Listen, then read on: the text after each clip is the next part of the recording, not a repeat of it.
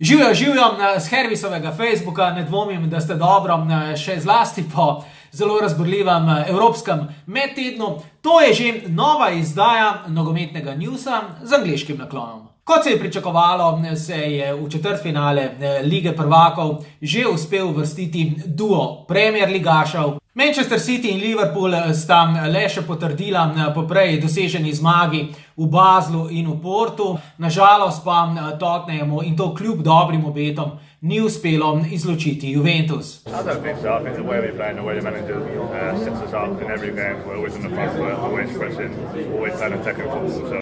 In zdaj nekaj domala povsem drugega. Namreč v soboto opoldne je na vrsti, in to velja še vedno, največji nogometni spopad sezone v Angliji. Manchester United gosti Liverpool. Zmaga bi za oba kluba seveda pomenila zelo veliko, pa čeravno tam zdaj lovita le drugo mesto. Manchester United in Liverpool sta trenutno, kot vemo, v zelo rušilni formi. Manchester United se je na zadnjih dveh ligaških tekmah uspel celo obakrat po zaostanku še kar spektakularno vrniti in prevladati.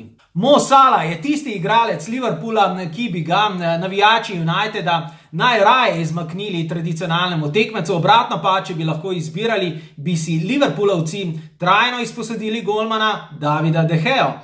Če soditi po tej anketi, si morda kdo že lahko predstavlja, kako se bo odvijala bitka na Old Traffordu. Opozorim še na dva zanimiva obračuna. Chelsea ima v soboto pozno popoldne, to je neposredno pred potjo v Barcelono, za nasprotnika Crystal Palace.